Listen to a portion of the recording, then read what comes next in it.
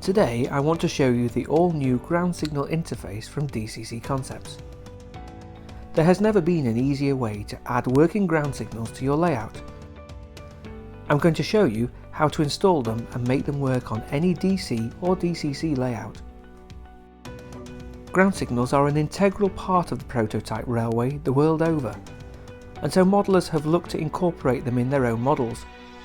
DCCconcepts brought you a full range of accurate and easy to use plug-and-play ground signals suitable for OO and HO modelers. Plugged to our simple to set up Alpha Mimic boards, these have been a very popular addition to our range. Modelers, however, have asked us how they can operate single ground signals direct from turnout motors. This could be useful where a turnout is some distance away from the Mimic board and would need a lot of extension wires. You can utilise the ground signals direct from a DC supply, but it needed the plugs to be removed and resistors and a power source to be added, not to mention being able to reverse the polarity of the power to make the signal work. We thought that there must be a better way, so we designed it. The ground signal interface is really clever. It lets you change a ground signal from a turnout with a simple to use plug and play interface.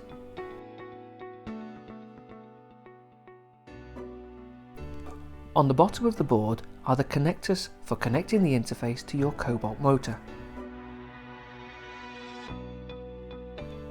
There are connectors for analog IP and Omega Classic, as well as digital IP motors.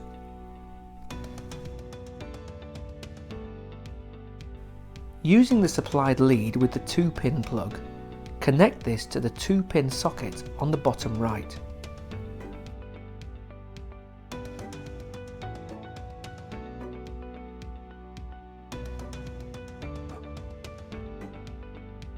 The two wires go to the two DC in connectors on your IP analog or classic Omega motor and are doubled up with the wires that power the motor in the easy spring action connectors. It's as simple as that.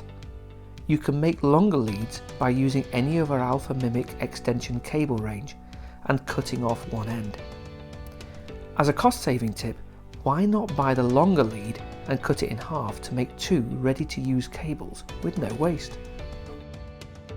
If you want to make sure that the smaller wire can't pull free in the terminals, just wrap it carefully around the big wire, then solder with our flux and S179 solder. You only need a really small amount of solder and you'll get a tidy and secure join every time that makes it even easier to add both wires to the terminal.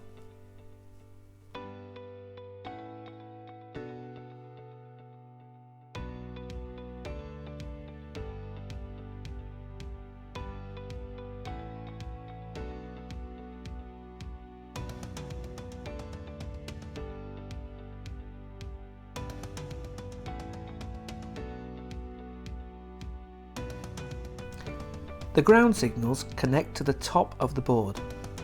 Making use of the Mimic connectors that the ground signals come with already, it has two connections that mean all you need to do is plug in the ground signals.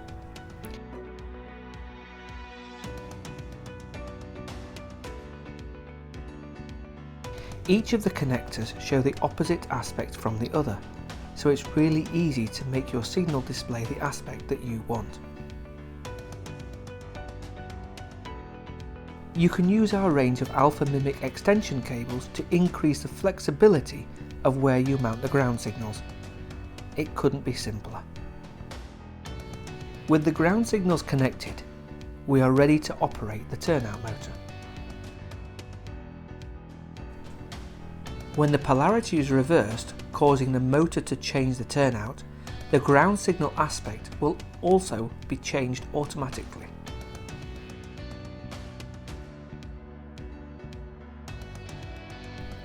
The process for connecting to Cobalt Omega Classic is exactly the same.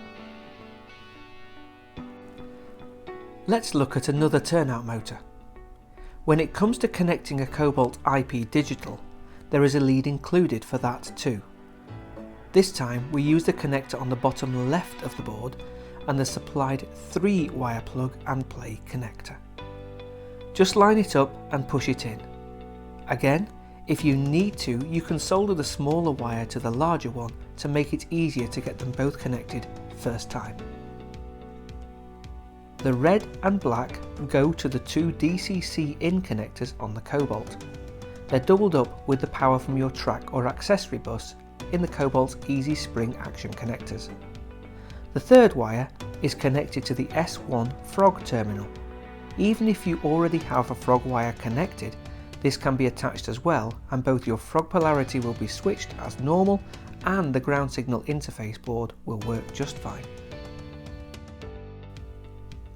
As a note, you can use one or other of the connections for the turnout motors, but you cannot use both at the same time.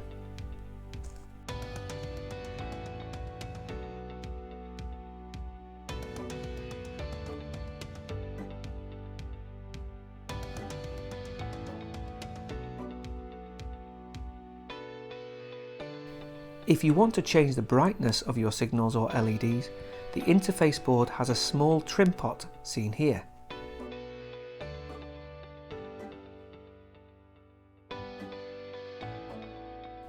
Carefully use a small screwdriver to gently adjust until the signals are at the brightness that you require.